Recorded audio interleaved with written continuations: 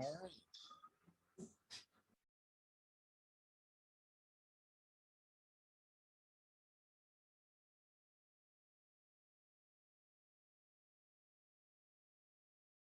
All right, good afternoon, everyone. This is Brandon. It feels like I haven't seen or been on here in a while. We've had a few holidays, a few events happening, but glad to be back and glad to be speaking with you. Apologies for the a little bit of the background noise here, but we're in this Zoom world right now, so I'll be out. My part will be quick.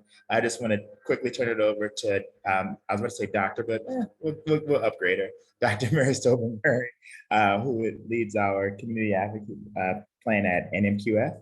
And I'll turn it over to her. We're going to be talking something near and dear to what we've done at NMQF for years that everybody else is sort of catching up on now. And so I'll turn it over to Mary. Thank you, Brandon. So just a quick side note, when I used to work in Germany, everybody called me Frau Doctor, which was a little scary. I am a Frau, I'm not a doctor. But anyway, thank you so much. We are really excited to be here with all of you today, talking about patient and community driving research. It is something that's near and dear to us, and something that at NMQF we're developing a few different initiatives and models around that are related. I'm very excited to welcome our panelists today. Dr. Megan Lockwood, who's the director of Lupus program and assistant professor of medicine at the Division of Rheumatology at the Department of Medicine, MedStar Georgetown University Hospital. That's the longest intro we have. We've got Anna Vasquez, who is a lupus patient and a DC resident, and has been part of our advisory board for a model we're going to be talking about today called Clinical Trial Learning Communities. Bishop J.L. Carter, who's the pastor of Ark Church, Baltimore, and also the co-founder of a network we're part of called the Faith Health Alliance. And then Dr. Vicki Mata McMurray, who's our VP at NMQF of Clinical and Social Research. So I really want to welcome all of our panelists and give a little intro of what we're talking about today. We have a kind of a moderated Q&A. We're going to get right into the Q&A. It's about 45 or so minutes. But I'd also like to invite the audience to participate by putting any questions you might have. Using the Q&A button at the bottom of your screen, or wherever you put your Zoom bar, use the Q&A button. We have some questions we've already gotten through the registration process, so we'll be getting to those as well. But we do hope this is a very interactive session. So our position, our vision is that communities should have a voice in determining the kind of medical research and medical innovation that comes to town, right? Right now, when we think about how clinical research is done, there's a site feasibility process that industry goes through and chooses sites. And some are already participating in a lot of studies like academic research centers. But the locations, we don't know a lot about the different locations outside of the site that's running the study. And the vision that we've got is that communities actually should have a sense of self-determination about the medical innovation that is wanted and needed here, and also how to share the benefits of research within a community. So that's what we'll be talking about today. NMQF has a couple of different models that we try to implement this vision with. One is called Clinical Trial Learning Communities. And Dr. Lockwood, Bishop Carter, and Anna have been our advisors in our demonstration project for this, which we're just in the midst of developing, hoping to launch in the next quarter or so in the DC area.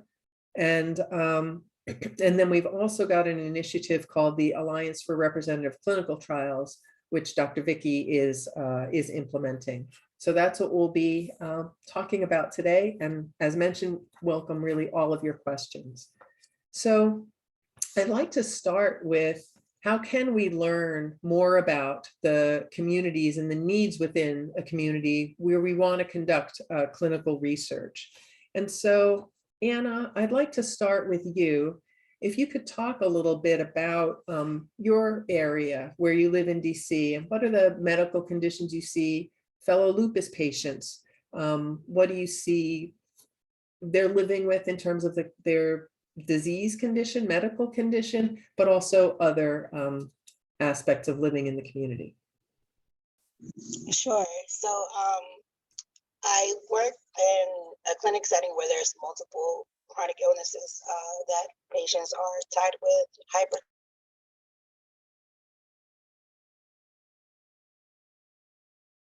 Unfortunately, you froze, Anna.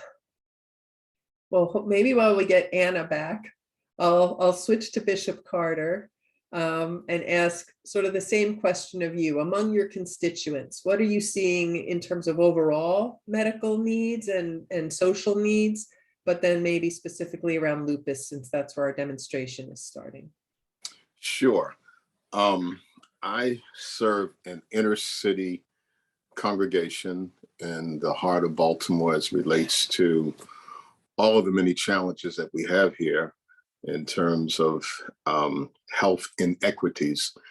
And one of the problems that we're faced with, even in my own congregation, we're finding that there are persons who have lupus, but many times cannot find physicians who are willing to treat them. I spoke to a lady not long ago. She has lupus, but she was put on a 3-month waiting list to get to a physician. And I tell you, when a person is going through pain, when a person is going through inner suffering and not feeling 100%, that's a long time to wait. So, that's one of the concerns that I'm faced with, that I see a lot.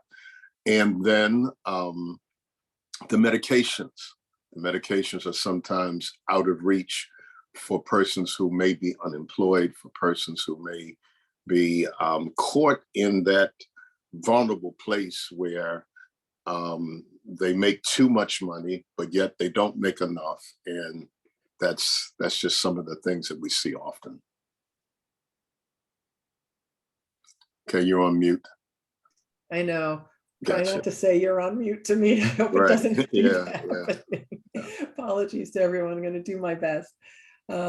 Excuse me. So Anna, welcome back. So I wonder if you could add on to that a little bit. Bishop Carter talked about the waiting, maybe waiting for an appointment, waiting for a diagnosis that people are going through. What would you say the experiences of the people that you represent or that you see? Same thing. The lack of access to primary care is definitely a big issue. Patients are stuck waiting for weeks on end on an issue. People seeking urgent care as a resource for primary care. And then even to the extent that if there's very dire, we do have direct doctors that do take like cash payment, but that is a struggle for patients that if they need immediate access, they have to go into another way versus being able to access their primary. That is definitely has been an issue. Or using the ER as a primary care, for simple issues like UTIs that can be answered at your doctor's office, a common upper respiratory infection. It reduces, if they had more access to their primary, less ER visits and taking up spaces for those that really need the ER. Can you talk, and I just want to ask you to say one more thing before we move on a little bit, but in our advisory sessions, you also talked about the population of immigrants, particularly people from Latin and Central American countries. And you talk not just about legal status as a concern, but really immigration history as part of someone's decision-making when they're experiencing healthcare. Could you help our audience understand that a little bit more?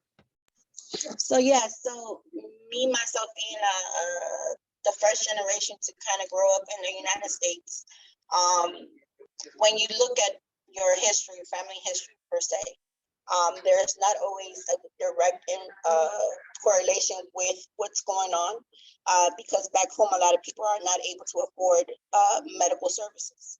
So a lot of people just tend to associate the aches and pains that they're having to just regular pains and be able to treat it with let's say Tylenol here.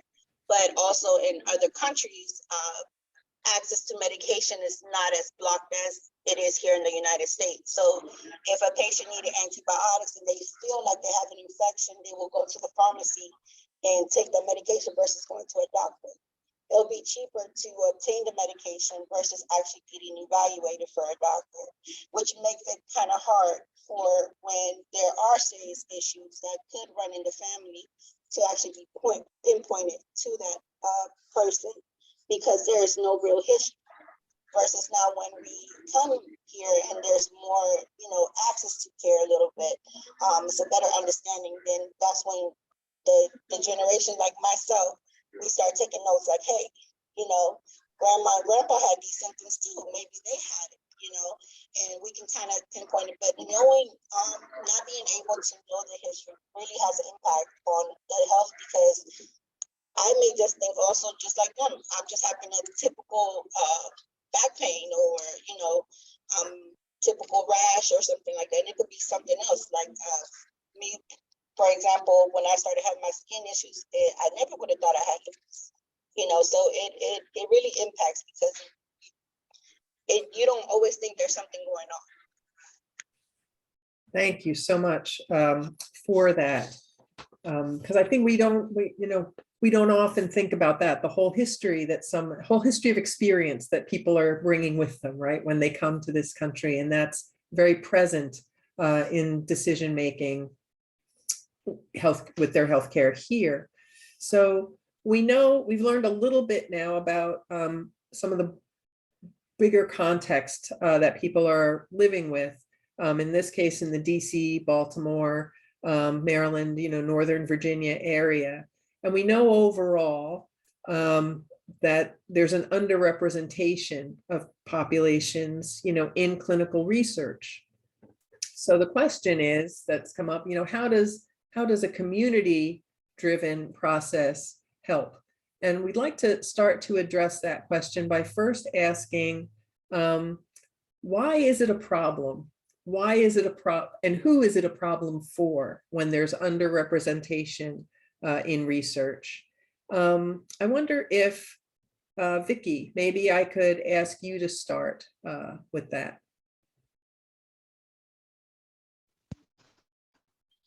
Yes, hi everyone.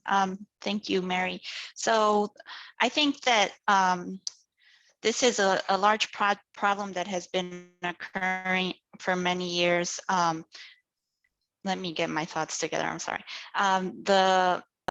Around 8% of African Americans are represented in clinical trials, and 1% are Hispanics. Obviously, this is very low compared to Caucasians, and there's a need to get these trials to communities so that they can benefit from the different initiatives that come with clinical trials, such as getting the latest therapies. They can have access to innovative treatments. They can also get access to more care if they're part of these trials, and they get more frequent check-ins as well.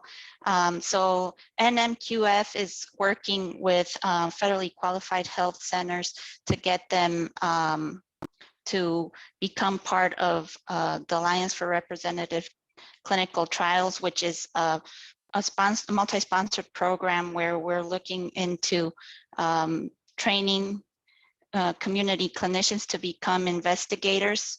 That way we get these trials to these communities. And in addition to doing the training, we're also looking into doing, providing NMQF being a core center coordinator of working as a clinical investigative site network. So we can provide support such as budgeting, contracting, startup activities to all these sites. I don't know if that answered that question. So like sort of two parts, and then I'm going to put Bishop Carter on notice. I'm coming to you next with a follow-up question. Well, I heard you say two things. Number one, patients are certainly at risk, right? When there's underrepresentation in clinical trials. You've talked about that, sort of we're not seeing it. We're not seeing people participating. And so they're at risk in terms of their access to future care, et cetera, therapies being appropriate for them, for all of us really, et cetera. But you've also talked about the model of the Alliance for Representative Clinical Trials, which is about putting, building capacity within community clinics to conduct research, but also bringing the economic benefit more broadly into the community, into those clinics itself. And Bishop Carter, you've often talked about in our advisory sessions, this balance between how we perceive risk and benefit, particularly when it comes to research participation. And so I wonder if you would share your thoughts with us today. Yeah, our community have a history of being taken advantage of. When you think in terms of the Tuskegee syphilis study that occurred with African-American men, they were used as, to make it very plain, they were used as experimental subjects and were not treated. That history still lives with us. Henrietta Lacks, and of course, again, our church is in close proximity to Johns Hopkins University. And to hear the mothers and fathers of our community, African-American mothers and fathers of our community, talk about how the treatment was substandard, although it was a high-class, world-class hospital. But when it came to us, it was a different kind of case. We are working hard to change that. We're working very hard to change that, but I can tell you those stories still remain and those concerns still exist. And that's why I'm a part of this, because the church is the trusted partner. But to hear Anna talk about 8% of Americans, African Americans being represented, the medicine that comes out of these studies are primarily for persons who are Caucasians, and it doesn't benefit persons of African American. As much as we know the DNA piece, is still not exact, it's still not precise. Our DNA is very different from Caucasians. So I think, to answer your question, the reason for the lack of participation for experiments, part of it has been what has occurred in the past. And we're fighting desperately to try to change that perception. Thank you. And you also have talked about, and I'll ask maybe Anna to weigh in on this too, that, when a person is coming into the system, they're thinking about their care in a very holistic way. And so thinking about research participation, they're also thinking down the line, is this something that I'd even have access to if it got approved? Absolutely. Would it be affordable for me if it got approved? So all of that is part of one thought process for a person. Maybe go ahead, Dr. Bishop Carter. You're absolutely right. The ownership of our data is very important. I mean, if you want the data, then make us a part of that. And of course, we can talk later about the benefits, what that means, because again, as I make reference to Henrietta Lacks, the data was collected and her family is still fighting for that even right now, generations later. And that kind of thing just should not be. So you're absolutely correct. We're strong proponents of, if we participate in the research, if we participate in the study, then we want to follow that data from start to finish. And we want to be able to benefit as well from whatever would come out of that. Thank you very much. And thank you for bringing up the idea of data. I'm going to go to Dr. Lockwood, and just maybe we can just sort of talk about a little bit of the mechanics of things. You're part of an integrated system that has clinical care as well as research institutions. How is data, individual level patient data, how is data collected, you know, within the system, and how does it travel throughout the system to enable or facilitate someone's participation in research? Yeah, thanks. It's a great question, and that's something that has become increasingly incredibly important, especially after kind of the horrific examples such as what happened with Henrietta Lacks, what happened with the Tuskegee Airmen, and a lot of the medical research that we have a really ugly history of in this country and abroad. And so a lot of safeguards have been put into place to help protect patient level data when it comes to clinical research studies. And we've created what are called institutional review boards, or IRBs, and they're kind of governing institutions at every location where a clinical research trial is done that rigorously reviews the research protocol, and then specifically what will happen with the patient level data. And I should say data is almost entirely de-identified, so it cannot be tied back to who the individual person is. And when a patient opts into a clinical trial, they're required to say what they would and would not allow their data to be used for. So we hope that safeguards have been put into place after we've learned a lot from some of these really awful parts of our history. Thank you. And let me ask Anna to follow up on that idea of consent.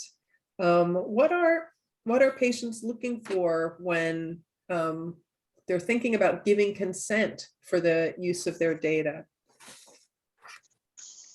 When patients look for that, they look for just clarity, being upfront with them, being able to have the information from the beginning of the process, and just have them just say, hey, this is the time frame. Just be transparent, because that is what's going to build the trust in what has happened in the past, and just moving forward from that. Yes, there are bad titles to clinical trials, and the word of mouth is a powerful advertisement that keeps going. It didn't happen through this generation, but it did happen before. But here we are, we know about it, and we don't have to be a specific population to know about it, but we know that it has happened. So just kind of being my advocacy for this is just being transparent through the process, explaining to the patient, hey, this is the process of it. This is what you expect to understand. Of course, there are going to be other outliers to it, but just walk with the patient through it. And just make the patient feel comfortable enough that they can be assured that any questions that they have will be answered, and they can trust in the system, and that they have someone to go to if they feel that is not what is being processed or offered. I'm going to stick with you for a second. Oh, thank you. Let's just stick with you for a second, because we've started this part of the conversation talking about data, which feels, as a term, right, very impersonal. But when we're talking about data, we're also talking about trust, right? Because collecting data requires trust. And so, Anna, you talked about being upfront with the patients at that point of care, or at that point of consultation, if it's a clinical research visit. But who is the person who are the members of the staff who would have that responsibility, or who could have that responsibility? Is it just the investigator? And Dr. Lockwood, I'll come to you on that as well. Who is the person who's creating that welcoming environment for the patient? I think it's a team altogether. It's not just a one person or two person type of deal. In a clinical setting, the patient may not feel comfortable with even the provider itself, but crazy enough, they will feel comfortable with the person at the front desk, and they can share plenty of stories with that person at the front desk, that as a team, you can come and huddle together and just kind of get information on the patient. The doctor may not know that the patient is homeless, but the front desk knows that that person is homeless. So if the person is diabetic or has hypertension, it's going to impact that because the doctor assumes that the patient is well off, but in reality, they're not. So they're not going to have the access to adequate food, to adequate things that they need to have the outcome that they want. So it's not just one person or two, it's really a clinical setting that your team has to be willing to be part of that, of a care setting that cares about the patient. Now, if you have people that don't care or stuff like that, then it will impact that patient's health. But again, I feel like it's not just tied to one person. It's really a whole setting of the patient to really understand what they're going through at that time. Dr. Megan, could you follow up on that a little bit? Yeah, I think trust is just hugely important when it comes into the physician-provider relationship, the patient-provider relationship in general, but especially when it comes to clinical research trials. And I think it exists in so many different spaces, so it becomes a really complicated topic. And I think part of what we've been talking about with the NMQF and the CTLI is just the access of getting patients to a clinical trial, because the vast majority of patients are not getting their care at a large academic tertiary institution where their clinical trials are ongoing. And so how does a patient even get referred? Well, you know, you need to have a provider you trust that's referring you. You might also be getting it from a friend or a colleague or a support group who's had a good experience or a trusting relationship. But I think it's so important to also have relationships with providers in the community, with primary care practices in particular, because you want, if a patient has a good trusting relationship with their primary care provider, then if that provider refers them for a clinical study, they might be more likely to participate in it or think about participating in it because somebody they trust recommended it to them. I think on the opposite side, there can also be a barrier. You know, I think a barrier to clinical recruitment and patient recruitment in clinical trials is that sometimes I think referring providers might worry that if the trial doesn't go well, or if they're assigned to the placebo group, for example, that it could affect their patient-provider relationship. And so I think there's a lot of different crucial pieces to that trust puzzle when it comes to patient care and clinical research.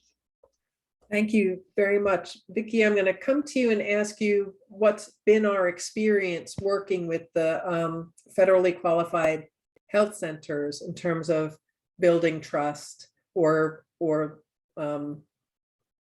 you know, building trust, leveraging trust within the that the FQHCs have with the patient population there when it comes to research.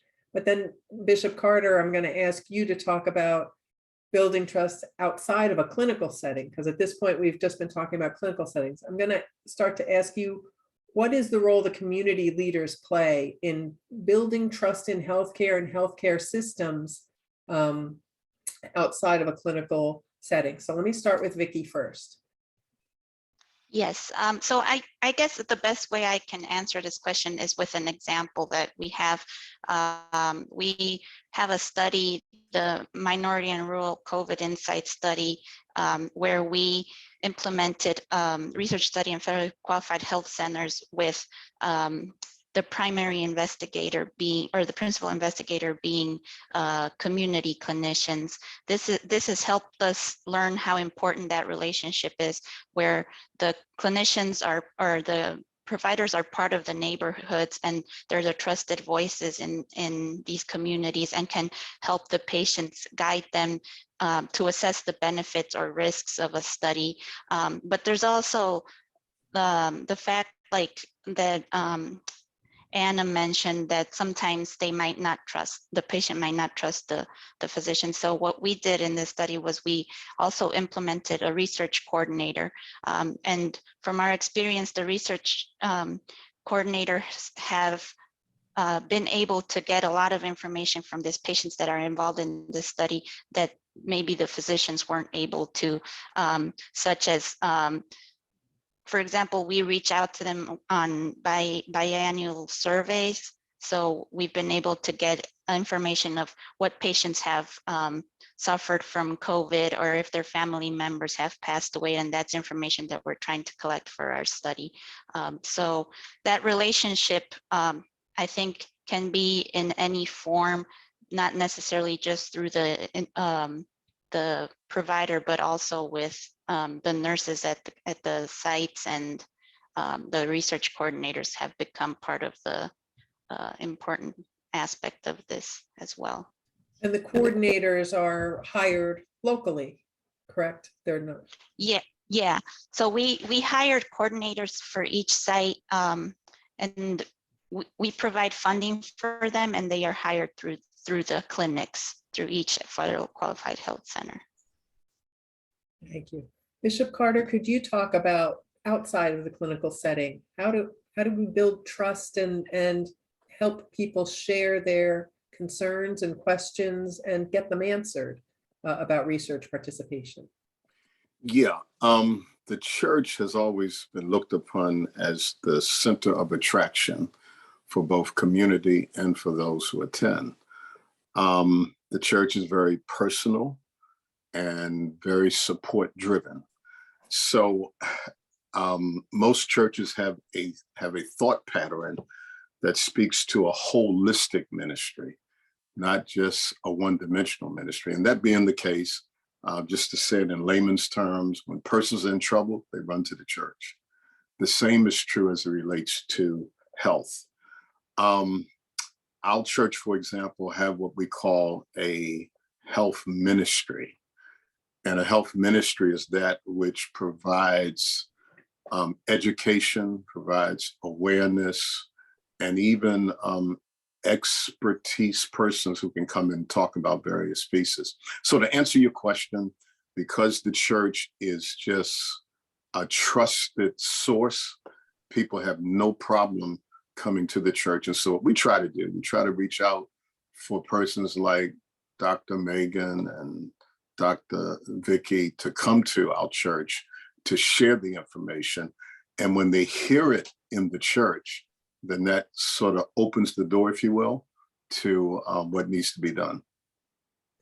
Thank you. And I'm going to ask you to talk a little bit beyond your church, which is based in Baltimore, but also the work you're doing with the Faith Health Alliance. Just if you could help people visualize Sure. what that is and how that supports what you were just talking about. Right. I'll go back to my church in the sense that we reach two communities. We reach those who attend church and those who don't attend church. Okay. We're still a whosoever will, but we are out, we see our mission as to serve people. So the Health Faith Alliance allows us to, because of relationships, and I've been doing this thing for something like 35 years, if you will. And that has allowed me to connect with persons across the country, east and west, north and south, and even some international relationships. But those relationships allow us to connect with other churches in other cities and other states, which have the same mission that I have. And that is to provide support, provide health to persons who are in need. And the Health Faith Alliance has become very intentional about doing that. The most recent thing that we did was the vaccine, COVID vaccinations. Here in the state of Maryland, just to give you an idea, here in the state of Maryland, we have a high vaccination rate, and the African-American church is the reason for that. Well, that's not only played out in the state of Maryland, but that's played out in some other states across the country. And the Health Faith Alliance allows us to have that reach into places. I'll end by this. Because of relationships among the church community, and we're talking about I said church, but we're not just talking about church, but this also reaches into probably the faith community. It's probably a little bit better because it's more inclusive of various religious practices. It allows us to connect with people and allows us to meet those needs. Thank you. I'm going to take a minute to kind of summarize hopefully a little bit of what we've talked about in terms of the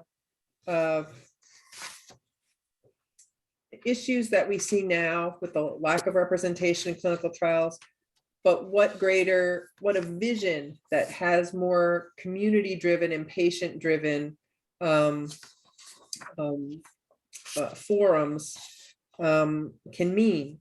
So we know that we heard from Anna, one of the attributes of a better system can be around transparency, greater transparency from the point of care, whether it's having that initial discussion about clinical trial participation, or even prior to that, just when you're thinking about the diagnosis. But people need to have information that allows them to know where they are in the process, whether they're participating in a clinical trial or something else, and then what's expected, what's their results, what's their study results, of the overall results of the study, what to expect by being a member of this group that's participating in a clinical trial. So transparency is one of the attributes.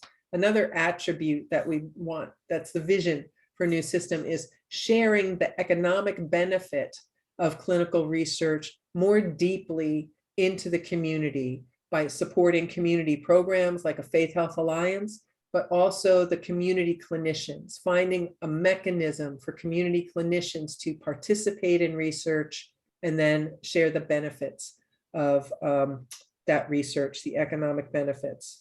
So I'm looking at my notes because we did prepare for this a little bit. Another one of the attributes, sorry. Yes, there's a question from a participant, I think, that I see that is directed to me that I think I can answer. Okay, I don't know if let me come to it just a quick second. I just want to finish wrapping up. We've talked about data and people having ownership and agency over their data. So what are the mechanisms that sponsors can be thinking about when they're aware that this is a real primary benefit that participants are looking for?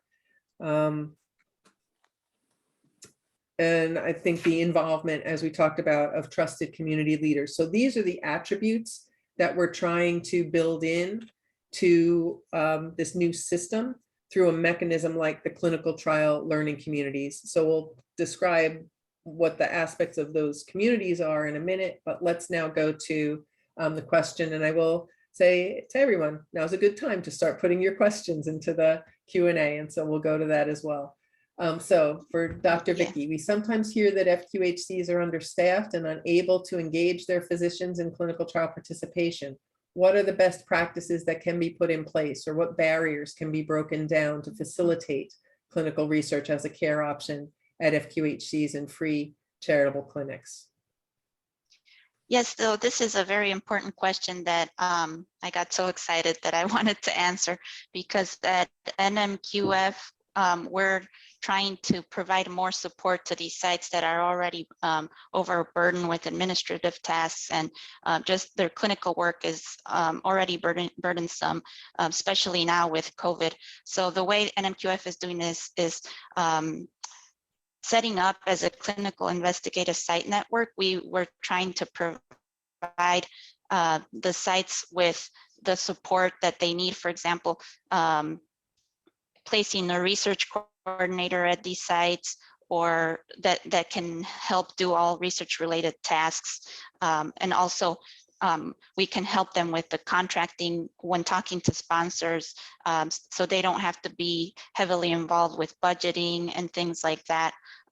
So there's different things that can be done. And at NMQF, we're through the Alliance, we're trying to empower the community clinicians so that they get more involved in these trials. Thank you. There are a few more questions in here. One question is, how do you reach people who are not aligned with a faith organization?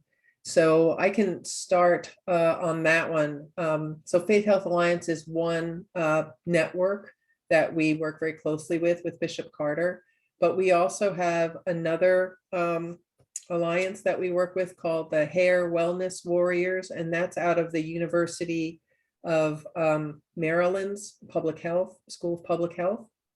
And that's building a network across the country of barbershops and hairstylists who are becoming community health workers and making the barbershop and hair salon a hub for information sharing about different aspects of healthcare, and also a place to get some things done like blood pressure readings or things like that. So really building out that hub as a community health hub.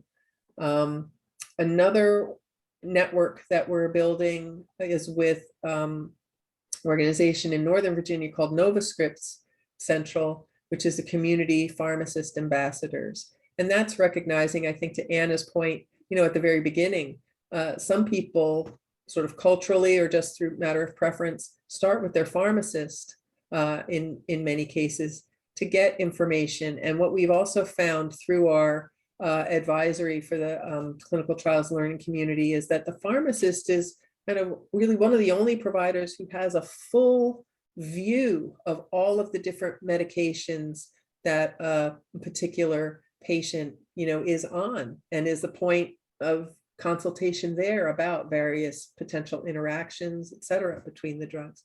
So those are some of the different community-oriented networks that we're partnering with to help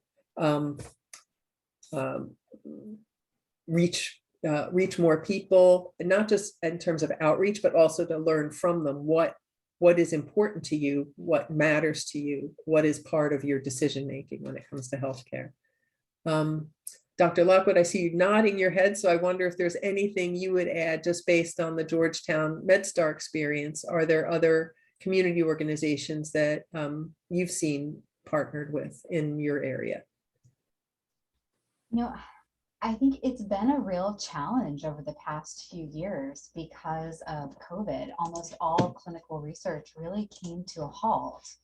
And I think a lot of the relationships that were built with really important members of the community really shifted because of the changing needs in the setting of the pandemic and people's responsibilities at the hospitals changing. And so many of our clinical trials involve medicines that weaken immune systems. So those are thought to be pretty unsafe to be pursuing in the era of COVID right now. But I think we're trying to rebuild those relationships. And I think that the Lupus Foundation and the Lupus Research Alliance in particular has been working on some exciting projects. I know there's Project Change, which is really being led by the Director of Health Equity at the Lupus Research Association, is really trying to incorporate a lot of, I think, the core principles that you guys have really spoke about today, collaborating not just with hospitals and healthcare providers, but with community faith-based organizations, grassroots organizations, community leaders,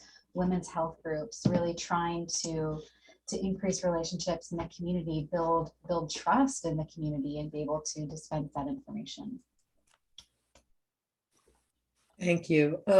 There's another question in here. And so Dr. Lockwood, I might ask you to follow up a little bit with me on this one, but how prevalent is lupus in the Latinx population? And I'll ask you to weigh in.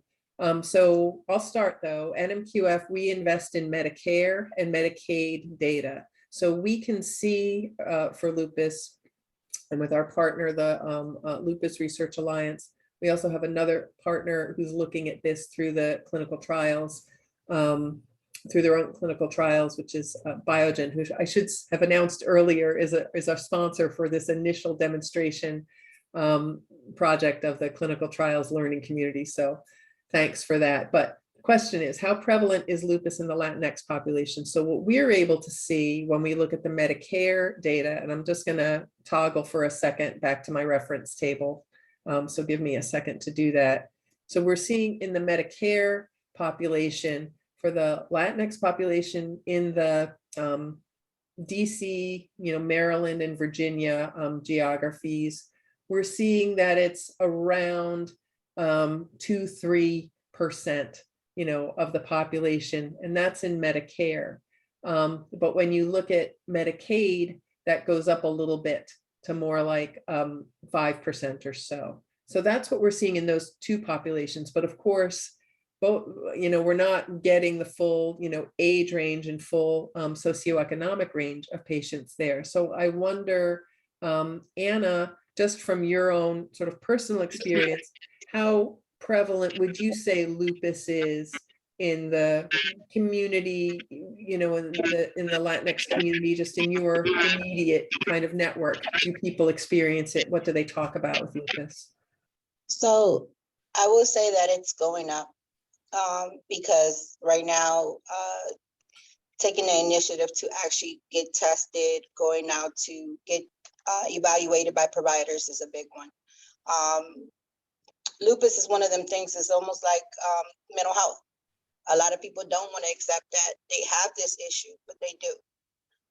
So the more educated patients become, or, we encourage our family members or community to go out and get tested, or if you see certain symptoms that can associate, that can say, hey, I think you should get checked out for this, can definitely impact those numbers. But right now, because it's not too many people accepting that these are the cases that's happening, it's why I believe that a lot of those numbers are low. It may necessarily, it's just, like I said, the community involvement will impact that as time goes on, because the encouragement that they will get to say, hey, go get that checked out. It's not just regular things that you experience on an everyday, way. But the more we push for that, we will see those numbers. But again, it plays with us a very strong part that we have to start promoting this, that we have to encourage, especially women, to get checked out. Bishop Carter, I wonder if you could weigh in on that as well, in terms of how do you see lupus discussed within the faith community that you serve? Well, it's still a dreaded disease. It's still a disease that people fear. And I don't want to belabor the point, but resources are just simply not available in terms of medical care, in terms of physician support, that kind of thing. We live with it, and I'm being very direct here. I see persons each week, and I'm not asking them how are they doing, because I already know how they're doing. But I'm asking them, how are you managing your pain? And we want to get to a place where we can begin to at least get help, because persons are feeling like going to the emergency room is not help. Going to critical care is not help. People need long-term support. So I don't know if I answered your question. I know I got caught up in what is a reality for me, but we've got to do something about this. We got to help persons to know that there are physicians that they can see, and it's not going to take 6 months to get a person to diagnose your case, et cetera. And Dr. Lockwood, maybe you could weigh in on that. I know I keep going back between calling you Megan and Dr. Lockwood, so all good, I hope. But maybe you could talk about that a little bit, that's sort of that journey to diagnosis, and what are you seeing in terms of the demographics of the patient populations that come to you? Yeah, lupus is a disease that just disproportionately affects minority populations. Absolutely. Much more common among Blacks, Asian, Hispanic, Latinas, American Indian, and Alaskan Native women compared to white women. And, the vast majority, over 90% of patients living with lupus are women, but men are also diagnosed with lupus, and they can actually experience symptoms much more severely. And part of the reason this is so important is because, African American and Hispanic Latino women are diagnosed with lupus at a younger age, have much more severe symptoms, and respond to certain medications differently. And Black people living with lupus have higher rates of death, and they die at a younger age compared to white women that live with the exact same disease. And I think this comes back to why diversity in clinical trials is so important, because we need to have studies that are generalizable to the diversity of people living with lupus. If 75% of clinical trial participants are white, but less than 50% or less than 25% of the people living with the disease are not white, then what we learn from the clinical studies is not necessarily going to apply to the patient that's in front of you. And, low minority participation in lupus trials, it results in a lack of data on effectiveness, on safety, on side effects in the populations that have the highest mortality rates and the highest morbidity rates of the disease. It's a huge, huge problem. I think to speak specifically to kind of the prevalence of lupus in different populations, there have been a few different observational studies in California and Minnesota and in Georgia that have tried to estimate the prevalence. It's, I think, like Anna and shared, it's rising significantly. We know that the prevalence is estimated in whites to be around 50 per 100,000 people per year. In Black patients, it's closer to 130 per 100,000 patients per year. And for Asians and Latinx, it's estimated to be closer to about 80 per 100,000 person per year. So almost twice as prevalent in non-Caucasian populations than compared to Caucasians. And I think we probably overestimate how many Caucasians have lupus. Thank you very much. So we've only got a few minutes left, and we did get a question about scalability, and I want to describe our approach with the clinical trials learning community, thinking about, the aspects of the vision, the transparency, the outreach into the community, or the inclusion of clinical and non-clinical community leaders. So our model is that we come into a geographic area and we're thinking about a particular disease state. So our demonstration project is lupus in this DC, Maryland, and Northern Virginia geography. And then we build an advisory board, which is not uncommon, right? We're used to building advisory boards, but I think one of the different elements of this concept is that our advisors are not just advisors, but they're advisor champions. So they're helping us to kind of apply some of the principles of community engagement, particularly this know your community principle. And so our advisors like Anna and Bishop Carter, Dr. Megan, say, here's what's happening right now in this community. Here's all of the conditions people are living with and the things that they need. And then they say, here's some of the things that are needed to improve the quality of care from the clinician side, as well as here's what's needed from the community engagement side. So it's the advisor champions that start to set the priorities for what the deliverables coming out of the community will be. And one of the deliverables is a quality improvement in education toolkit for clinicians that can help clinicians have that, clinicians and other staff, right? To Anna's earlier point, clinicians and other staff have a conversation with people in the practice.